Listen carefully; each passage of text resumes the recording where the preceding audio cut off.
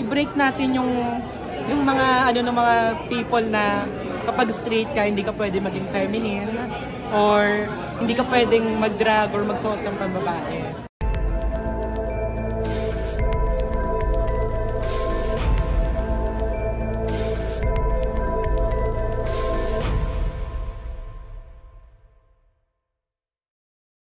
Jem, good afternoon. I'm Richard from Lionheart TV. So may few questions lang ako kasi kanina, nung in-introduce ka, sabi nila straight ka.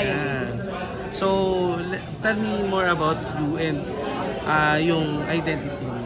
Hi everyone. So my name is Jem. So I'm a straight drag queen. So nagtataka siguro kayo na yung straight drag queen, yung straight kaya mag-drag. Kasi although hindi pa pinapalabas yung dati, si Maddie Morphosis kasi, siya yung pinaka-unang nilabas na straight na drag queen sa RuPaul's Drag Race. So before pa no, nagdadrag na talaga ako. Then sabi ko, alam mo yun, i-break natin yung mga ng mga people na kapag straight ka, hindi ka pwede maging feminine or hindi ka pwedeng mag-drag or magsuot ng pambabae.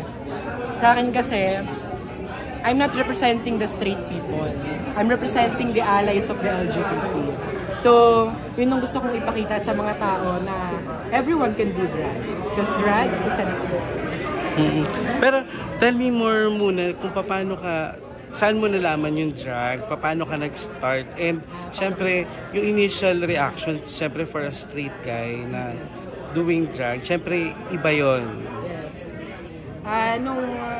Way back before kasi, I'm a scare actor sa kilalang horror house, Asylum Manila, tsaka yung Nightmares Manila.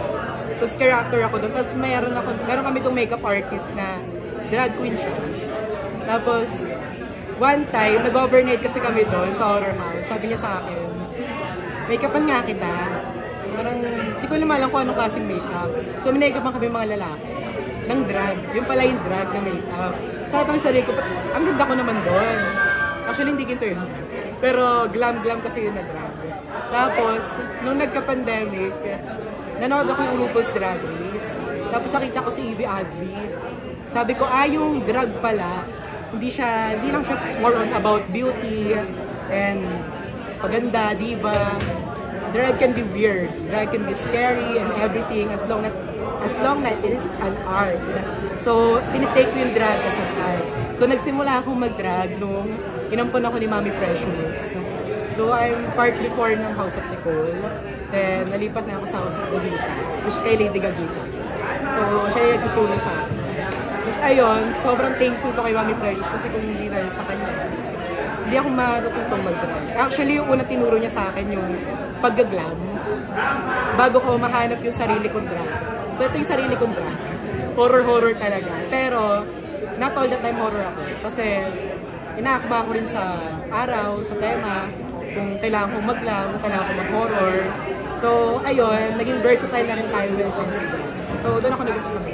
Pero basically, based dun din sa parang background mo sa horror house, parang yun na yung naging brand mo. Yes, dahil sa horror actor naman ako, why not na gawin natin brand yun sa drag, paghalo natin. So, and so far nakikilala ka na sa drag scene. So, so far yung mga reaction na natatanggap mo is, syempre iba rin yung pag ini-introduce ka na straight ka. Yes.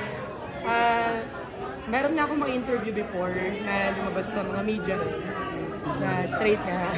So, tsaka yung sa isang competition na inano ni Vinyas, na sinagawa niyang competition, syempre interview rin yun. Bunganga ba yun? O, Bunganga Battle Royale. Isa rin akong competitor. So, bumiral yung video ko sa interview na straight nga. So, actually, sabi nila, huwag ka magbabasa talaga ng comment kapag meron kang viral video. Kasi sa mga comment, maraming straight yan, ganyan. Ba't ganyan magsalita? So, gito talaga kasi magsalita, kahit nung bata pa ako. Kahit yung mga magulang ko, inaasar ako dati na bakla. Kaya sabi ko, hindi talaga ako bakla. Kasi dati nagpa-practice ako mag-makeup. Pero yung makeup ko more on prosthetics na rin. And nagme-makeup na rin ako sa GMA, ng mga horror. So, ayun, nag-actor din ako doon. Kaya, Sabi ko, it doesn't matter kung ano opinion ng ibang tao. As long na masaya ako at gusto ako sa ginagawa ko, wala naman ako tinatapakang tao dito sa ginagawa ko, masaya ako, bakit? Pero ngayon, paano nag-evolve yung parang pag-take mo doon sa mga ganong opinions? Pag-take ko sa ganong opinion, siguro deadma. Yun lang talaga ang sagot doon eh. Deadmain mo lang sila kasi not everyone can understand you. Drag isa lang. Pero kumusta naman yung welcome ng mga, siyempre, ng mga sisters mo sa drag? Yung mga sister ko sa drag. Nagkaroon na rin ako ng home bar before. Siyempre may mga sister din ako doon. Minsan inasar nila ako. Like, parang tinitis nila ako na may pogi doon, may ganyan-ganyan. Sabi ko, hindi ako interesado. Kasi, talaga, dito ako nakatak sa gano'n, sa mga lalaki. Sa babae pwede. Pero sa gano'n, minsan niloko nila ako, pero at the end of the day, alam naman lang straight ako, tapos biruan na lang din yun. And I'm happy kasi nakakasalamuha ko sila. And sa mundo kasi nila masaya eh, makulay. And nothing serious about that, kung ano mang mga palakan nila, joke-joke lang nila. So ayun. Pero ano so far yung pinaka-the best part ng pagdadrag?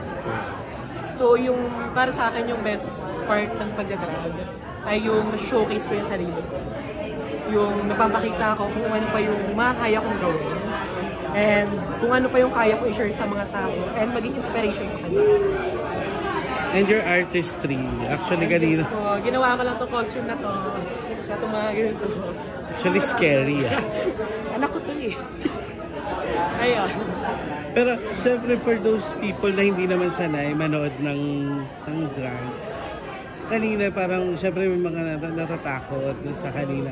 So, paano mo parang ina-assure na okay, nothing will happen, this is just for entertainment? Parang paano ka nagbibigay ng assurance? Paano ba magbigay ng assurance? Actually, ganito kasi yan. Pag nakaginito na akong drag, actually hindi pa ito yung pinaka malala akong mukha. May mas malala pa yung mga sungay-sungay na gano'n. Mas malala talaga yung mukha. Kapag nakaganon na akong form, iba na yung ano ko eh. Parang may sani, iba na mo yun. Ay, nagagawa ko yun. Nagawa ko yung patulad kanina, sumabit ako. Minsan hindi ko alam na nagagawa ko siya. Kapag nakaglam naman ako, ay kaya ko pala maging feminine. Siguro sa assurance, pinapakita ko lang sa kanila na after the show, I'm okay. Nakikihalubido ako sa kanila, nakausap ko sila. Lalo na pag ganito yung mukha ko. Siyempre kailangan mong kausapin sila para kumalma sila kasi naka-encounter na rin ako ng takot na takot talaga. Alam mo yun, tumitili pag nakikita ako. Encounter ko ang mata. Pero yun, kakausapin mo lang talaga sila. Maayos, chika-chikayin mo, loko-lokohin mo. And ayun, maging friendly ka lang sa kanila. Okay na yun. Na behind the drag, tao pa rin naman. Yes, tao pa rin tayong lahat. And after Jem, magsisimula, ano ka na ba? Regular ka na sa Rangka once na mag-start? Yes po, under provision pa kung lahat. So titignan kung sino talaga yung committed and sino talagang kayang makatagal, sino mauubusan ng pyesa, mauubusan ng costume. So maganda kasi ang plano nila dito sa sa rampa. So dapat yung abangan, dapat yung puntahan kasi hindi kami yung basta-basta queen lang ng mga pag-perform. Bibigay talaga namin yung best namin kada labas namin. And mas makikita nyo pa kung ano pa kaya kong gawin na hindi lang talaga ko. Pero paano mo pinaghahandaan yung, syempre, mga first performances mo sa yung sa mga performances ko, nagpe-prepare ako, iniisip ko kung ano yung tamang song para ma-catch yung tao. And syempre, dapat makabisado mo yung kanta. And second of it, kailangan alam mo yung gagawin. Kasi, kapag nagpe-perform ka and you're a performer, alam mo yung kasunod na gagawin mo eh. Hindi ka matataranta kung ano ba next, ano ba dapat kong gawin na gano'n. So, kung may technical problem ang mangyari, katulad kanina hindi ko mahanap yung gunting ko. So, medyo gumanon na lang ako ng konti. Sakita ko rin siya. So, ayun, prepare ka ng pasabog and intindihin mo yung song kung ano ba talaga yung meaning ng song. Ikaw rin ba nag-mix ng mga songs? Ako yung nag-edit ng mga songs. Kasi sabi ko, ay okay, parang talaga mix to for this. Ine-edit ko talaga yung song ko kasi minsan hindi mo siya makukuha sa isang kanta lang. Minsan may parang i-add ka para mabuo lang. Ayun. Thanks, Jem. Ayun na lang. I'm Jem lang ba? Jem? Or walang kasama?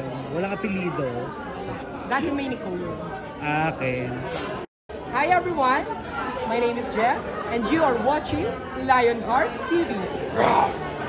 Charis!